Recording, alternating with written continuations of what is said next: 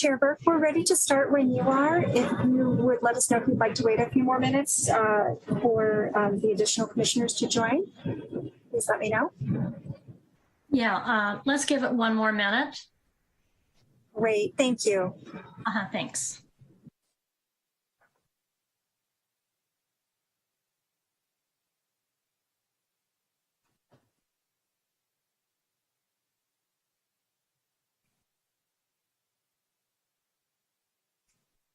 Hello. Hi, Steve.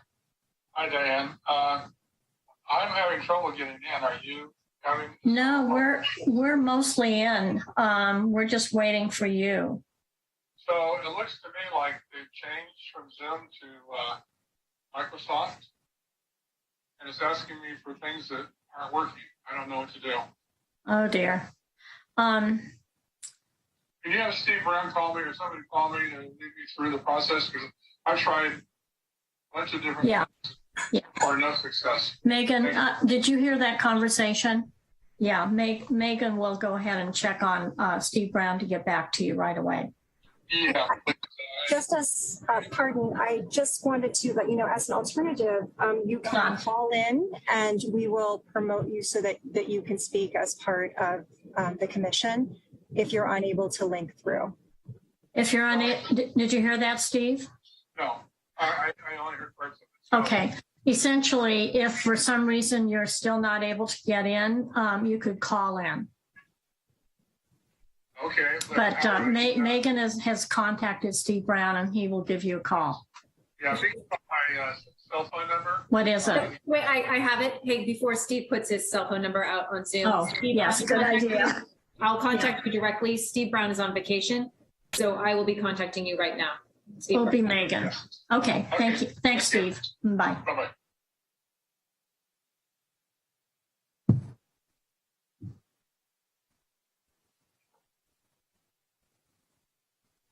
So I think with this momentarily technical difficulty, we'll give it another minute to see if we can include Commissioner Burke.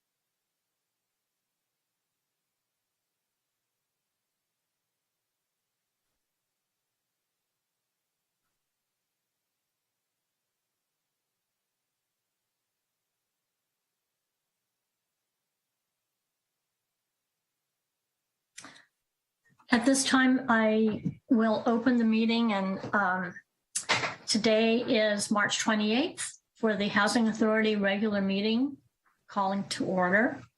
Due to the provisions of the Governor's Executive Orders N2520 and N2920, which suspend certain requirements of the Brown Act, and the order of the Health Officer of the County of Sonoma to shelter in place to minimize the spread of COVID-19. The Housing Authority Commissioners will be conducting today's meeting in a virtual setting using Zoom webinar. Commissioners and staff are participating from remote locations and/or practicing appropriate social distancing. Members of the public may view and listen to the meeting as noted on the city's website and as noted on the agenda. Members of the public wishing to speak during item 6, public comment, or during our public hearing items will be able to do so by raising their hand and will be given the ability to address the commission. As a matter of housekeeping, I'd like to remind commissioners to keep their audio on mute unless they are speaking.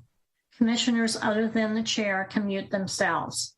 Staff will remain muted until needing to speak. As members of the public join the meeting, you will be participating as an attendee. Your microphone and camera will be muted. Only today's panelists will be viewed during the meeting. If you're calling in from a telephone and choose to speak during the public comments portion of today's agenda, for privacy concerns, the host will be renaming your viewable phone number to resident and the last 4 digits of your phone number.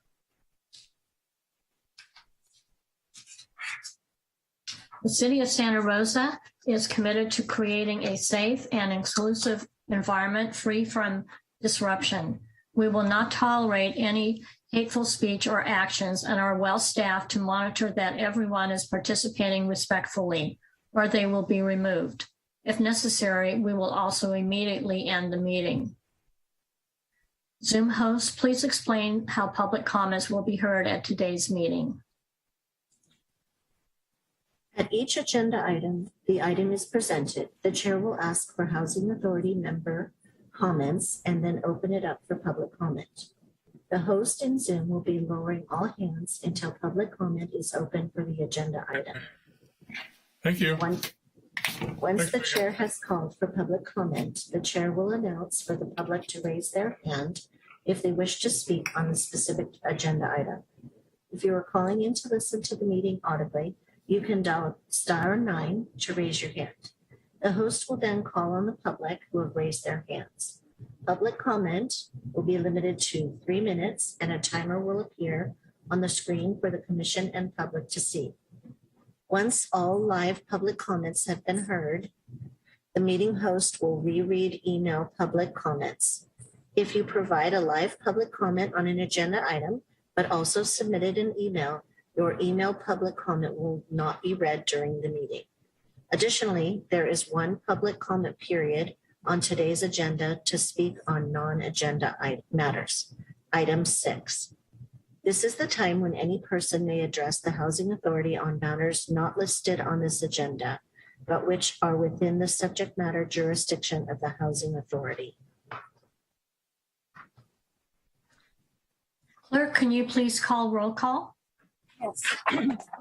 Commissioner Berg, Here. Commissioner Downey. Here. Thank you. Commissioner McWhorter.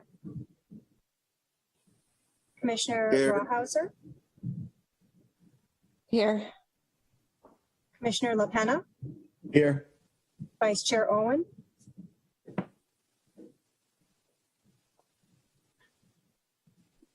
Chair Test. Here. Let the record reflect that all commissioners are present. Thank you. We'll move on to item number 3, statements of abstention. Do any commissioners have statements of abstention today? I see none. We'll move forward. Staff briefing. Megan? Good afternoon, Chair Test and members of the Housing Authority. Today we have a staff briefing on housing quality inspection standards. Rebecca Lane, Housing and Community Services Manager in the Housing Choice Voucher Program, will be presenting.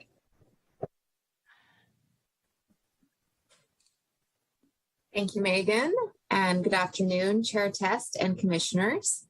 My name is Rebecca Lane, and I'm the manager of the Housing Choice Voucher Program in the Department of Housing and Community Services.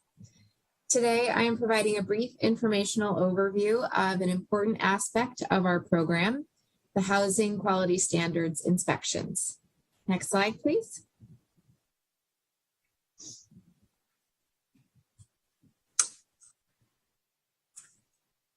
The housing quality standards are a type of habitability inspection that is specific to the Housing Choice Voucher Program. These standards apply to all of the voucher types under the umbrella of the Housing Choice Voucher Program, including our project-based vouchers and the special purpose vouchers, such as the HUD-VASH and the new Emergency Housing Voucher Program. These standards were also adopted for our home TBRA program, the Tenant-Based Rental Assistance Program.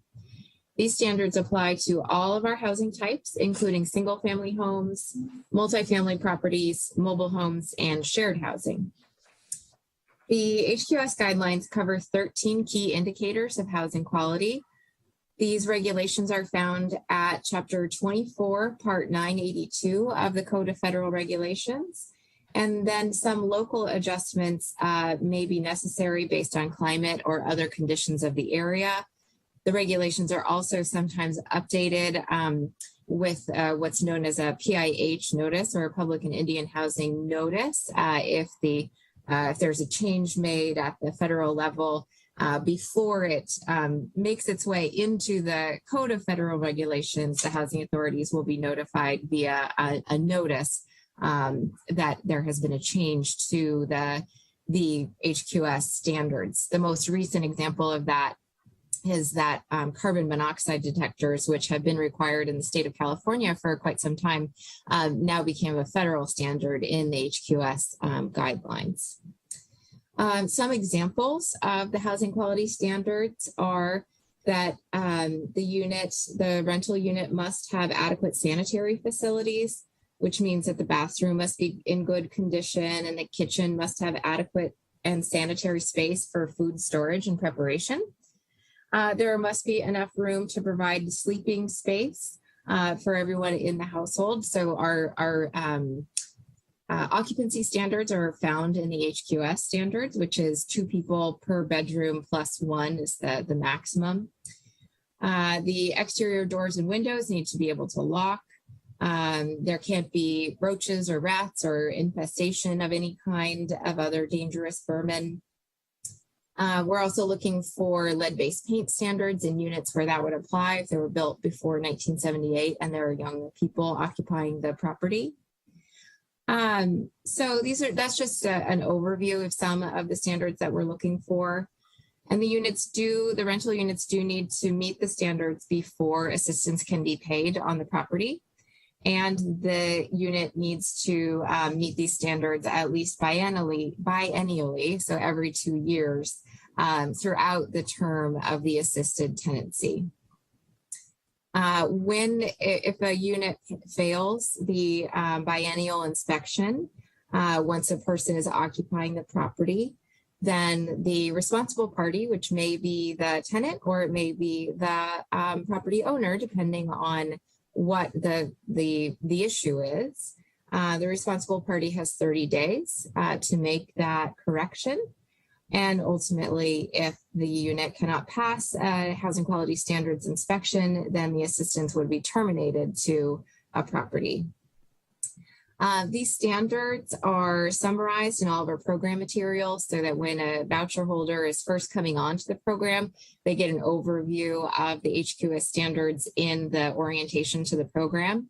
And then we also provide all the participants with copies of kind of a 2-page summary sheet that they can hand out to landlords that covers the basics of the HQS standards, so that if there's any question ahead of time, that the unit is then prepared for the inspection, for that move-in inspection.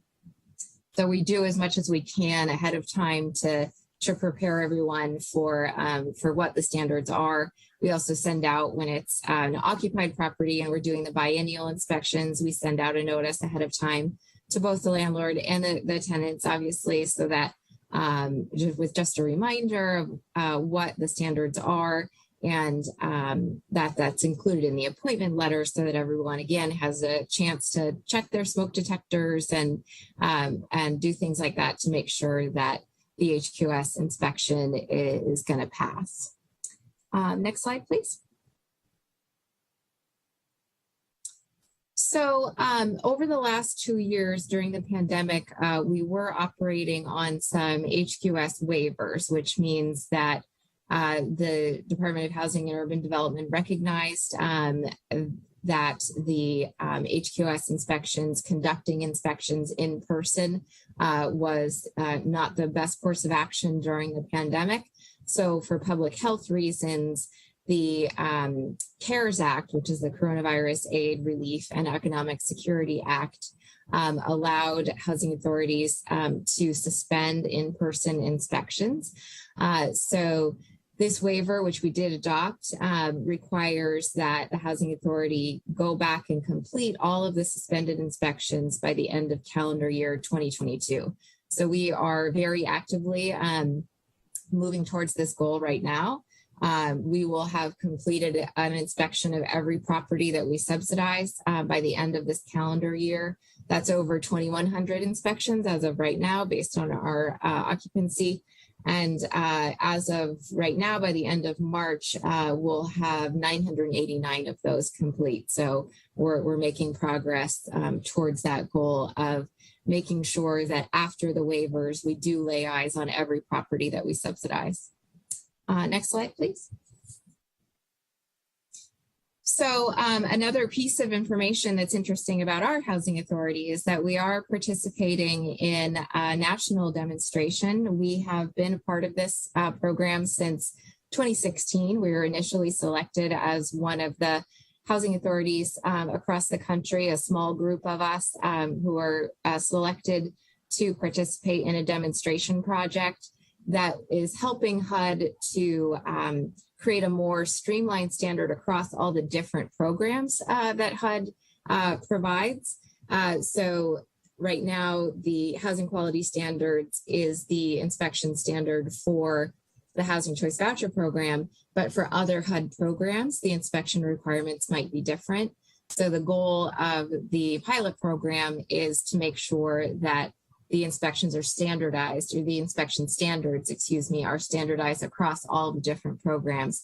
So we've been a participant in this pilot study since 2016, when it was actually a different standard. So now we're testing the INSPIRE standards, which is the national standards for the physical inspection of real estate. And prior to this, it was actually a different inspection standard called the Uniform Physical Code for Vouchers, or UPCSV. That standard, after the test period, we realized, wasn't as good. So they're now have moved on to testing the INSPIRE standards. So we're continuing to participate in that pilot, and we're very happy to be part of a program that helps, improve efficiency and standards across the country. Next slide, please. Okay. That's it for my briefing, and I'm happy to take any questions. Okay, any questions from commissioners? Commissioner Downey. I think you need to unmute yourself. There you go. Sorry, my mouse is a little slow today. That's okay. I wanted to ask Rebecca, if I'm feeling intimidated by my landlord as a tenant, and it comes to be known that my unit does not pass an inspection because of mold or any other kind of toxic activity going in there, is there a backup unit that a potential tenant can go to while corrections are being made? Or is that tenant potentially left to fend for themselves until the unit is made correct? Well, for any tenant, we like to talk about that a tenant's experience being a tenant shouldn't be that different if they have a voucher versus not. So if there's what that means in terms of habitability is that if there's an issue, then we expect the tenant to report that to the owner, that there's a habitability issue, so that the owner can make efforts to correct that issue. And if that requires that the tenant be, relocated for a brief period of time, a week, while something is corrected in the home, then that's fine, just as long as we're made aware of that and we know that the repairs are progressing.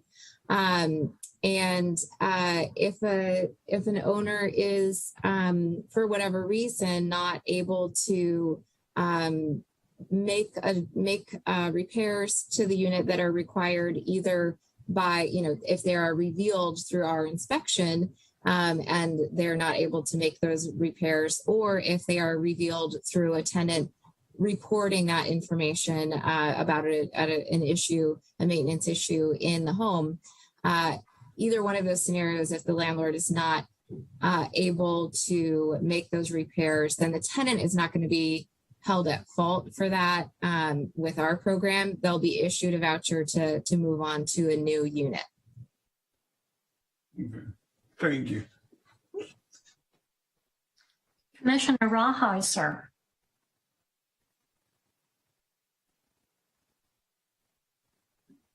Yes, hello, thank you. I was just wondering, in regards with the inspections, do you let the tenant know in advance that they'll be having an inspection so they can maybe prepare like a little, like what Wayne talked about, like a grief list of issues that we have, or for mobile homeowners that they own the home, so that they have a pre-knowledge of the inspection, or is it a surprise inspection? No, it's definitely not a surprise inspection. Thank you. That's a great question. We send out the notices generally about 2 weeks in advance, and we're now doing a bit more notice than that, so that everybody has time to prepare.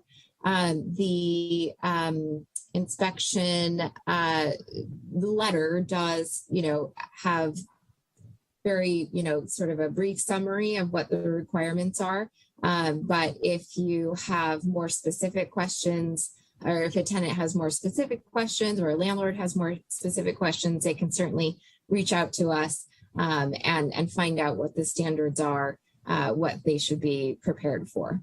And if there is an issue that needs to be addressed, do they have an opportunity to resolve the issue, so that way, like, they don't, like, if the tenant doesn't want to move and really likes to be there, but they have these certain things they need addressed?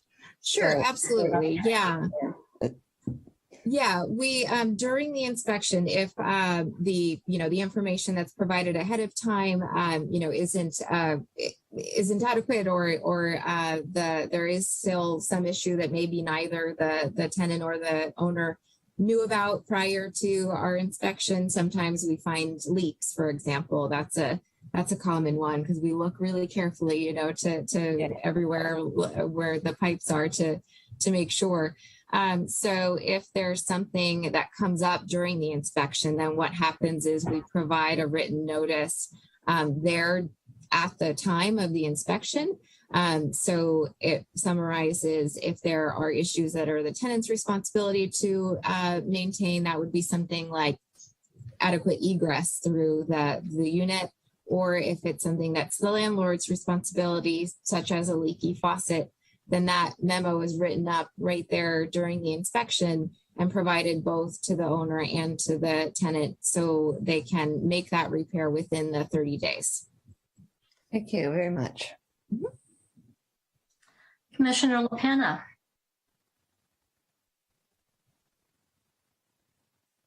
Oh, I can't hear you. Okay, you're sort of in my wheelhouse now, so I'm going to ask a few questions. Okay. How does the Inspire and then the Housing Authority checklist compare to one another of items that they look for? Or can we get copies I'm of that? sorry.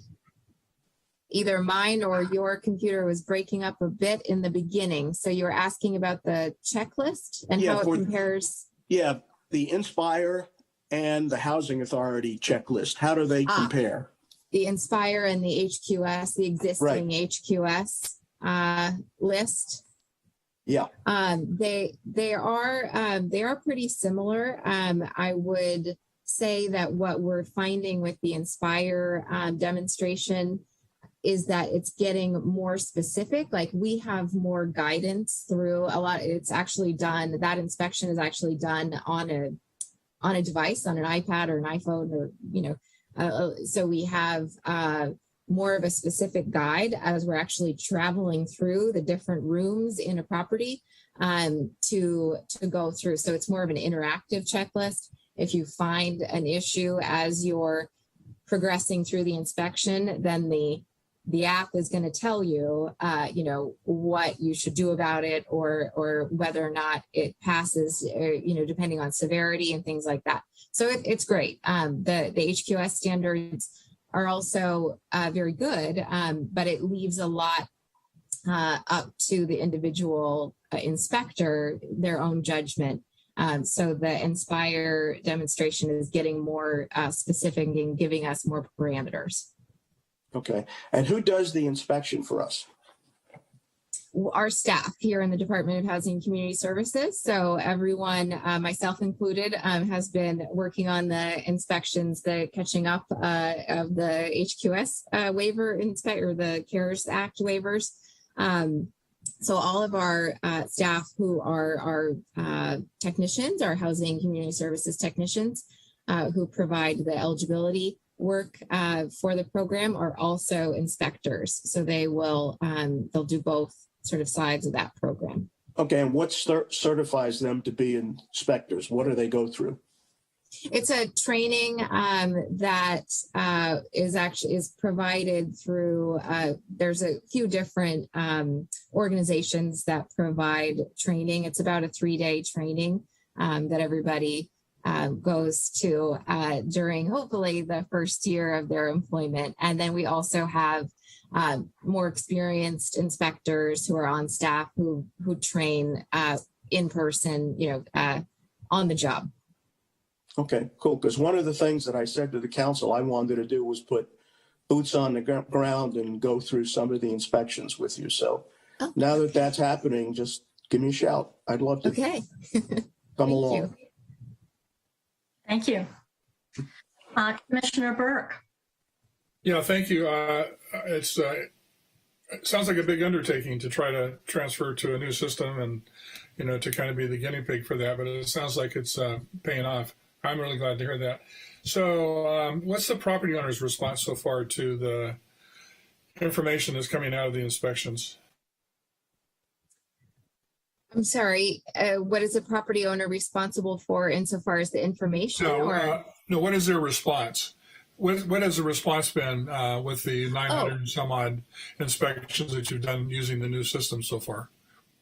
Oh, well, I'll say that we're using still both standards. And as I said, we have been part of the demonstration project since 2016. So for the owners, the sort of whether we're doing a new standard inspection or the HQS inspection, they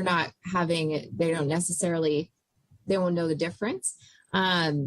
Insofar as us being back out in the field and doing the inspections, we are getting a really positive response. It's helpful to the owners. A lot of the owners were also sort of taking safety, public health safety as the primary goal for the last couple of years. So they may not have been on the properties as often during that period of time. So it's a way that we can all help get back, make sure that everybody is living in the safe and sanitary conditions. Thank you. So I was wondering if you're encountering more issues given the hiatus of inspections. It's not, sorry, it hasn't been,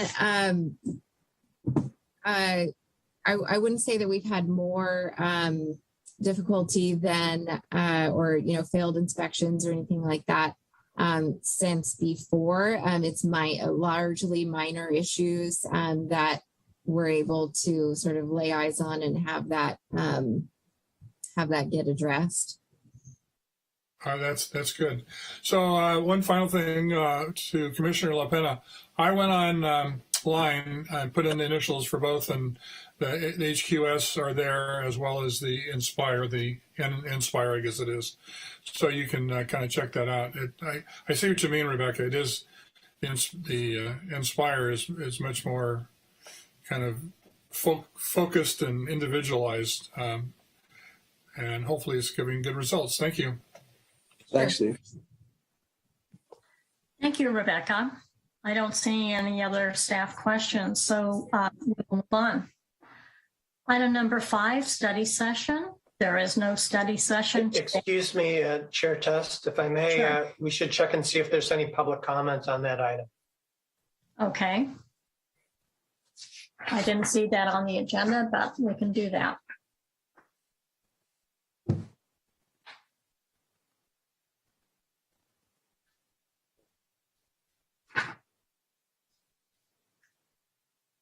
I will now open public comment on item number 4.1.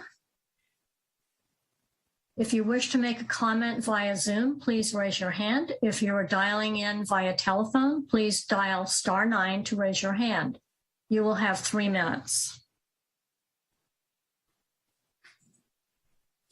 Chair Test, I see no hands raised at this time.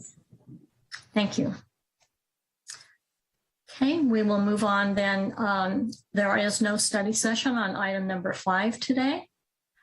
Number 6 is public comments. Comments from the public will be allowed on all agenda items at the time each item is called. This is the time when any person may address the Housing Authority on matters not listed on this agenda, but which are within the subject matter jurisdiction of the Housing Authority. Each speaker will be allowed 3 minutes. This is the time when any person may address the Housing Authority on matters not listed on the agenda, which are within the subject matter of the Housing Authority. If you wish to make a comment via Zoom, please raise your hand. If you're dialing in via telephone, please dial *9 to raise your hand. Chair Test, I see no hands raised at this time. Okay, thank you. Item number 7 is approval of minutes. Any comments from commissioners on the approval of minutes? Seeing none, we'll move on, and the minutes are approved as prepared. Item number 8, Chairman, Commissioner reports. Any reports from commissioners? I have a comment to make. During our last meeting last month, we made a decision to proceed with a NOFA focused on rehabilitation or preservation of existing affordable housing units. Our next step in that process will be to form an ad hoc subcommittee. Commissioners LaPena and Burke have expressed interest in being on that subcommittee. Is there another commissioner who would like to be on this subcommittee for this NOFA focused on rehab and or preservation? I see a hand raised. Commissioner Rawhauser? Yes, be included? I would say that. Okay, great. We can't add any other because of the Brown Act, so we have 3 committed people to handle this ad hoc committee. Thank you very much, all of you. Appreciate it. At this point now, I will open public comment on this item 8.1. If you wish to make a comment via Zoom, please raise your hand. If you're dialing in via telephone, please dial *9 to raise your hand. You will have 3 minutes.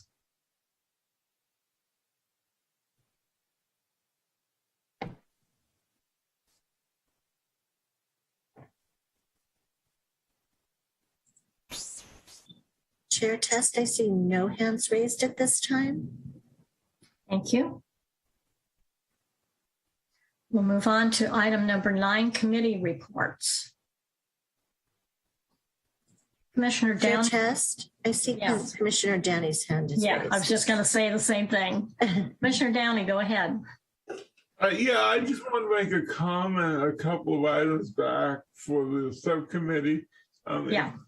Address the issue of wheelchair accessibility as part of the rehab conversation, because that often gets left out of the conversation.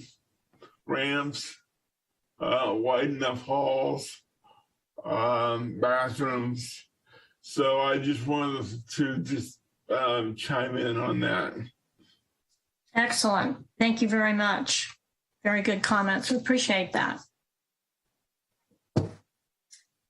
Okay, I don't see any committee reports, so we'll move on to executive director reports on communication items. Good afternoon, Chair Test and members of the Housing Authority. A couple of items I'd like to report out on this month is first, Sage Commons, which is a 53-unit permanent supportive housing complex on the corner of College Avenue in Cleveland, is in the process of leasing up. The Housing Authority committed 8 project-based vouchers to this facility, and then we also have 8 density bonus units. So staff, as Rebecca noted, is busy conducting inspections. So those project-based voucher units need to be inspected before tenants can move in. And then also, because there are density bonus units, our compliance staff is verifying income for those individuals. So we're excited to get households moved into these units. Second, Journey's End Phase 2, which you provided a conditional funding commitment to, I believe, last month, is in the process of undergoing its financing review with the state. So we are very eager to see that phase of the rebuild of Journey's End move along. And I'll keep you posted as that advances. And then finally, last week, we closed on some financing for Mahonia Glen, and this is the 99-unit complex on the corner of Highway 12 and Calistoga Road in Ricken Valley. And they are working through the building permit process. They have submitted their application and it is undergoing review. And so we are currently looking at a summer construction start for this project. And I'd be happy to answer any questions. Any questions of staff, commissioners? I see no hands raised. So at this point, we will open this for public comment on item number 10.1. If you wish to make a comment via Zoom, please raise your hand. If you're dialing in via telephone, please dial *9 to raise your hand. You will have 3 minutes. Chair Test, I see no hands raised at this point. Okay, thank you. Item 11 is consent items. There are no consent items on today's agenda. Item number 12, report items. There are no report items on this agenda. Item number 13, public hearing. Item 13.1 is a public hearing, adoption of the Public Housing Agency Plan. Rebecca Lane, Housing and Community Services Manager, will be presenting. Thank you. Thank you, Megan, and thank you again, commissioners. My name is Rebecca Lane. I'm the manager of the Housing Choice Voucher Program in the Department of Housing and Community Services. And the item before you is our annual submission of the Public Housing Agency Plan. This is for fiscal years 2022, 2023. Next slide, please. So the purpose of the Public Housing Agency Plan is to outline resources and strategies that will meet the Housing Choice Voucher Program goals. We operate this as a 5-year plan and as an annual update to the 5-year plan. So the item today is our annual update of our last 5-year plan that was submitted last year, covering fiscal years 2021 through 2026. The plan is developed on a template that is provided by HUD. The purpose of the plan, as I said, is to outline the resources and strategies to meet our program goals. The plan is reviewed by a resident advisory board and by the public. So that's the purpose of the public hearing today. And then it is ultimately approved by the Board of Commissioners and submitted to HUD. Next slide, please. So the activities for the 2022-2023 annual plan that support the goals that were outlined in our 5-year plan are pandemic recovery, which is restructuring our operations to ensure that we are meeting appropriate public health and safety measures. As we talked about earlier, resuming our housing quality standards inspections is a big piece of that. We're also going to be completing the merger to our electronic waiting list. You may recall that in September and October of 2021, we opened for the first time an electronic waiting list for the Housing Choice Voucher Program. That was a very successful effort. We were able to reach a lot more people than we had been in the previous methodology, which was by paper application. And that certainly also saved a lot of administrative work for data entry and things like that. So we were able to open the waiting list for new applicants, but everyone else who had already applied and who was already on the waiting list, those are the folks that we're going to target in this year to sort of log in and find their electronic waiting list account. So no one was taken off the waiting list that had already been on the waiting list. Everyone is going to this year who had been on the waiting list already have a chance to go in and create their online account. They're going to keep their same rank. Their place in line will not change. But we decided just the best way to do it was to open the waiting list for new applicants first, which is what we did in the fall. And then phase 2 of that is merging everyone else who was already on the list to this online version. We're also always doing ongoing project-based voucher activity. So as Megan mentioned in her remarks, the Sage Commons project is one that's happening right now. All of those project-based voucher units passed their inspection on the 23rd last week, Wednesday, the 23rd of March. And we are actively moving folks into that project right now. We'll also be anticipating in July of this year that another project, which is a HUD Bash project in Petaluma, will be coming online in July or August of this year. That is the River City Senior Apartments. And we're also anticipating during 2022, possibly early 2023, that the Linda Tuna Senior Apartments, which is another project that is supported by project-based vouchers, will be coming online. We are going to apply for new vouchers as they are made available, including any special purpose vouchers. So the emergency housing vouchers that we received last year are an example of a voucher product that we would be applying for or going after if that is made available to us. And we're going to keep working on integrating technology to keep improving efficiency and accessibility for participants and owners. That includes not only the waiting list efforts, but also improvements to our website. And we did note in this plan, in the annual plan for this year, we did have a change in our financial resources, which is that infusion of resources for the emergency housing voucher program. So that is noted as a change from our 5-year plan to this year. Next slide, please.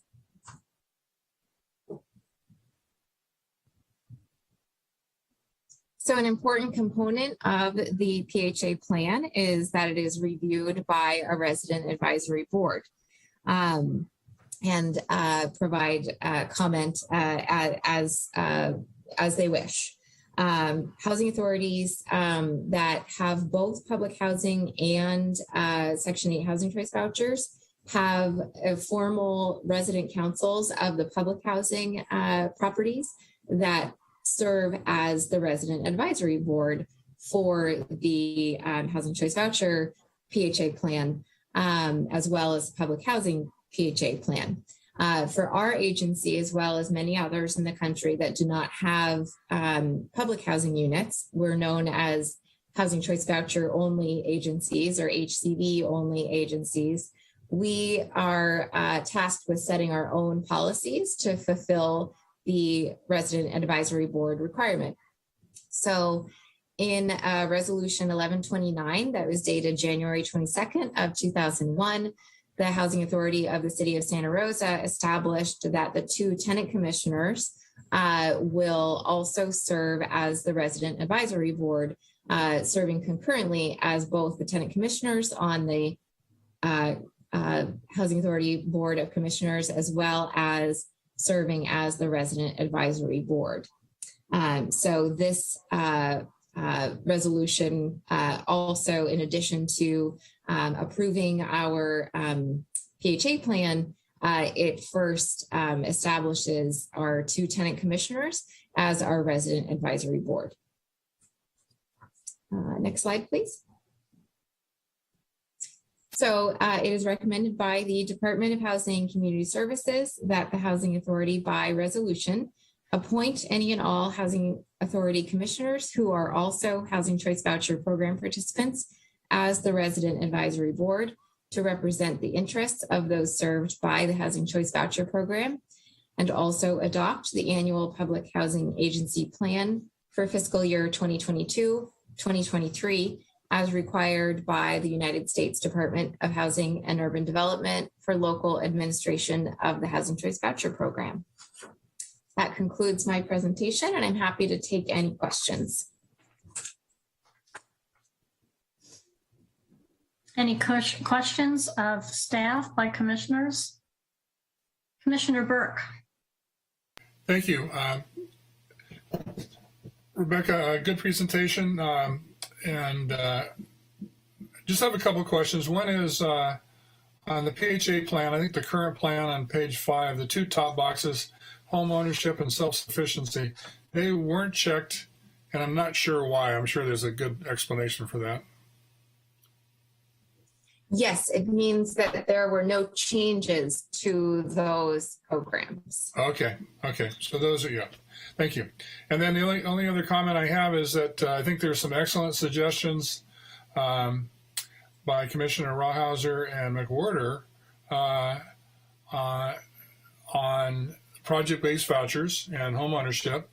And I just wanted to know kind of what the plan was going forward to make sure that we follow up on those and have conversations about how we can best meet those objectives. Sure. So I think, are you referring to the comments that were submitted as part of the 5-year plan Yes. last year? Yes. Yes. Oh, that was last. Yes.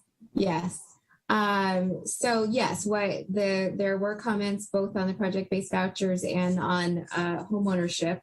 And we have taken into consideration the comments about the project-based vouchers, which were ensuring that the project-based vouchers are evenly distributed around the city, and the impact of project-based units on the tenant-based housing choice voucher waiting list. So in the each of our funding notices where project-based vouchers are being made available, that's one of the considerations is where the units are going to be located.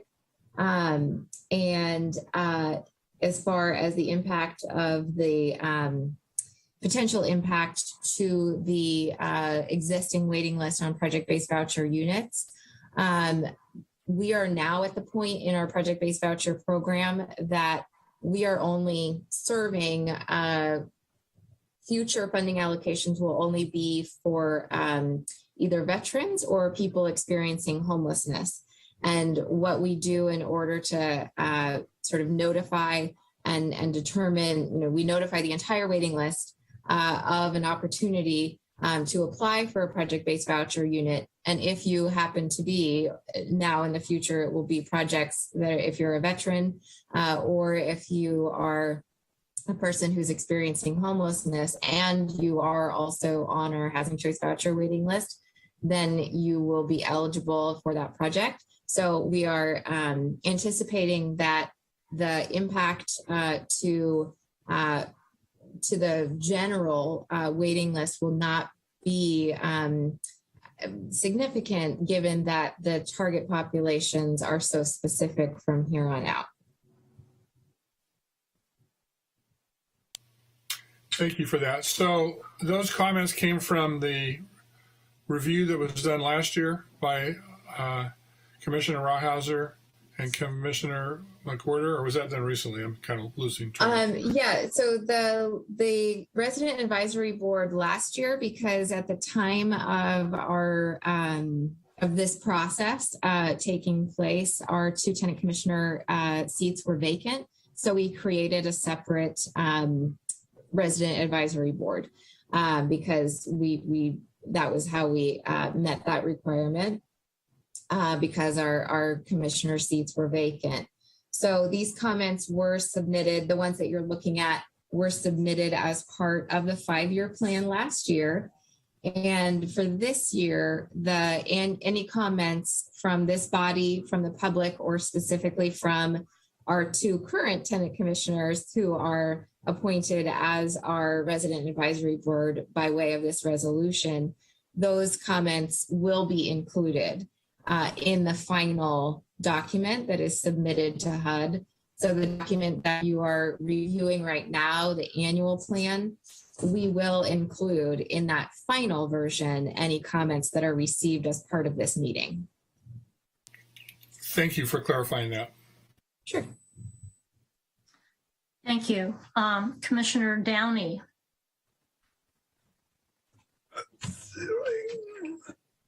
Let's see, did I unmute myself? I think I did.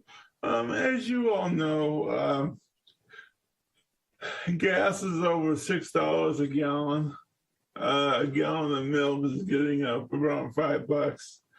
I'm wondering, when we're looking at reimbursements for low-income housing, is astronomical inflation, or whatever you want to call this, accounted for people who are on a really tight budget, or is this just something that people have to ride out until things calm back down again?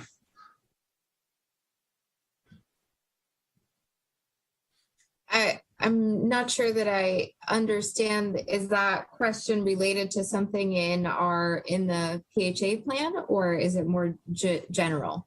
No, it's in the PHA plan. I didn't know the PHA plan allowed for adjustments depending upon cost of living spikes, such as the one that we're going through now, or if the annual plan was just a flat rate, regardless of what milk and gas cost. Sure, I think I understand. The rental calculation for the Housing Choice Voucher Program is a standard that is based on the tenant paying 30% of their monthly adjusted income towards the rent and utilities. And the adjustments within that are related to disability-related expenses, medical expenses, and childcare expenses. So it may or may not hit the other out-of-pocket costs that you're describing. If someone's childcare bill is going up because of other, expenses going up, then we're going to be able to make an adjustment for that. But generally, things like gas or foods are not part of those adjustments. But it sounds like, most importantly, it seems like childcare, and other necessities are calculated when they're, I don't even know what to call the spike, but it's steep. Thank you. Regarding the Public Housing Agency plan that we're discussing today, I'm curious, is there any comment from Commissioners Rawhauser or McWhorter at today's meeting?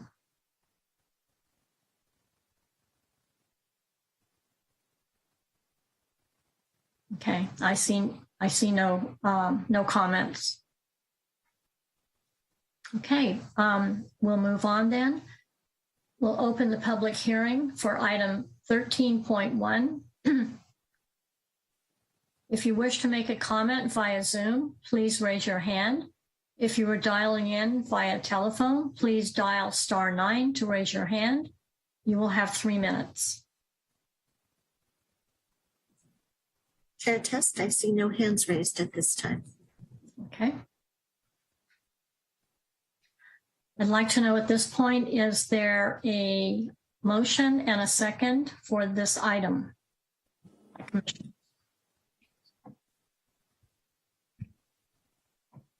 Please raise your hand if you, thank you. Commissioner LaPena. Yeah, I'd like to make a motion to approve the resolution of the Housing Authority of the City of Santa Rosa approving and adopting the Public Housing Agency Annual Plan for fiscal year 2022 through 2023 and establishing membership of the Resident Advisory Board. Thank you. Do we have a second?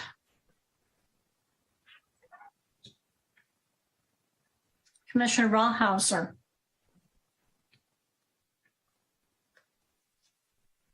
I will second the approval of the motion. Thank you. Okay, we'll now move to a vote by commissioners. Commissioner LaPena, Aye. Commissioner Rawhauser, Aye. Commissioner Burke, Aye. Commissioner Downey, Aye. Commissioner McWhorter. Aye. Thank you. Vice Chair Owen,